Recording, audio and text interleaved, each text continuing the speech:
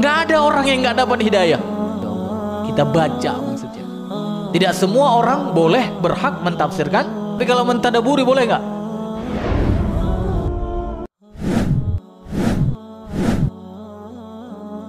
Kita umat Islam ini luar biasa.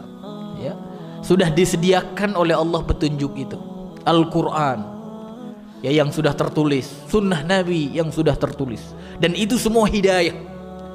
Jadi jangan katakan dia belum dapat hidayah. Nggak ada orang yang nggak dapat hidayah. Nggak ada. Semua manusia, baik muslim maupun kafir, semua dapat hidayah. Cuma dia tidak menggunakannya. Kita gunakan, ya kan? Al-Quran, irsyad, ya. Maka kita kemudian yakini dulu Al-Quran itu adalah petunjuk yang diturunkan oleh Allah. Dari mana kita tahu itu petunjuk dari Allah? Kita sudah sebutkan dalil-dalilnya tadi. Ya, kitab dari langit diturunkan oleh Allah, petunjuk, ya. Habis itu setelah kita yakini dengan benar-benar, ya, baru kemudian apa? Ya, kita buka satu persatu. Masya Allah. Kita baca maksudnya, ya kan? Kita baca. Nggak paham, pas kita baca kita tadabur gitu, tadabur. Jadi jangan dibaca doang, Bu. Al-Quran itu harus ditadabur namanya. Sehingga kita tahu ke kanan, ke kiri, ditadabur. Makanya sampai disebutkan orang yang tidak mentadaburi Al-Quran, disebutkan oleh Allah akan dibekukan hatinya.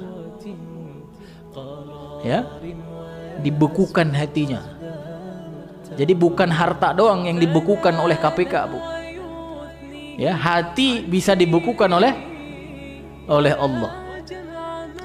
Setelah itu apa? Saat kita tadaburi tidak paham, ya, karena kalau tadabur itu bisa dilakukan oleh semua, ya. Tapi ketika mentadaburi bisa tidak paham, kan?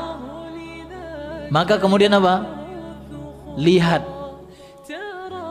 apa kata ahli tafsir. Ya, banyak ulama-ulama yang sudah mentafsirkan Al-Quran. Nah, jadi kalau tafsir, ini tidak bisa semua. Tidak semua orang boleh berhak mentafsirkan Al-Quran. Tapi kalau mentadaburi boleh nggak? Semua orang boleh. Nah, ketika kita mentadaburi tidak paham, baru kemudian buka tafsir para ulama.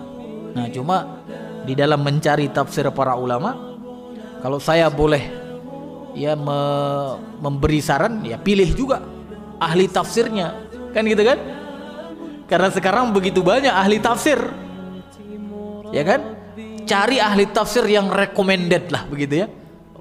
Nah, kalau seorang ahli tafsir sudah mengatakan yang wajib jadi tidak wajib, yang tidak wajib jadi wajib, nah ini sebaiknya cari tafsir yang lain, kan gitu kan? Nah, begitu juga dengan hadis-hadis Nabi, Bu. Ya, hadis Nabi itu adalah petunjuk untuk kita, irsyad. Maka pastikan kita mengambilnya. Jangan sampai hadis-hadis Nabi yang sudah ya tertulis itu kita simpan di rak-rak, ya, buku kita, di rak-rak masjid-masjid kita. Tidak pernah kita ambil gitu. Tidak pernah kita buka sekalipun. Ya. Nah, setelah kita ambil dan kemudian kita buka, kita kemudian pelajari seperti apa yang kita lakukan hari ini. Kita kemudian baca dan kemudian kita amalkan. Maka subhanallah, ya, kalau itu kita lakukan akan menjadikan kita apa? Menjadikan kita orang yang mendapatkan hidayah yang selanjutnya. Nah, nanti kita akan jelaskan hidayah yang selanjutnya. Ya, makanya kata para ulama begini, Bu. Hidayah irsyad fi bidayatiha bayan lil haq wa dalalatun ilaihi. Thumma idza salakaha al mar'u jaa daur hidayah at-taliyah wa hiya hidayah taufiq. Ya. Jadi hidayah irsyad yang sudah kita jelaskan tadi, ada yang tertulis, ada yang tersebar. Yang tertulis apa saja? Al-Quran. Habis itu hadis. Yang tersebar semua yang diciptakan oleh Allah, alam semesta berserta makhluk-makhluknya, itu semua hidayah irsyad. Maka disebutkan oleh para ulama, hidayah irsyad itu fi bidayatiha, pada permulaannya. Jadi fungsi hidayah irsyad itu, ya, Al-Quran, sunnah Nabi, semua alam semesta yang diciptakan beserta makhluk-makhluk yang lain, fi bidayatiha bayan lil haq wa dalalatun ilaih. Jadi dia itu adalah penjelasan terhadap kebenaran dan yang menunjukkan terhadap kebenaran. Jadi hidayah irsyad itu yang menunjukkan kepada kebenaran dan yang menjelaskan kebenaran.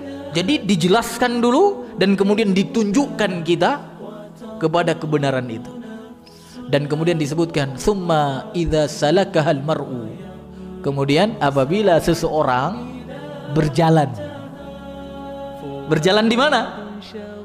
Berjalan di atas petunjuk itu, di atas hidayah irsyad yang kita sebutkan tadi. Irsyad itu di atas Al-Quran, di atas sunnah Nabi, atau tadi semua yang diciptakan oleh Allah tadi, dia berjalan, ya.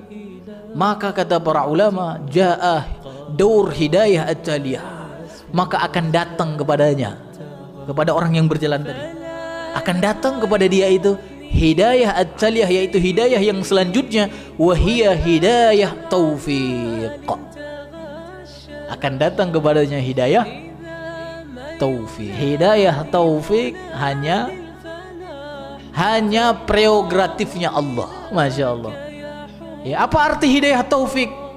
Ya, hidayah taufik itu kalau disebutkan oleh para ulama, ayuhayyi lahu asbab ma yardhihi ya subhanahu wa ta'ala. Jadi seseorang itu akan diberikan oleh Allah, akan dimudahkan oleh Allah untuk melakukan sebab-sebab apa yang diridhoi oleh Allah.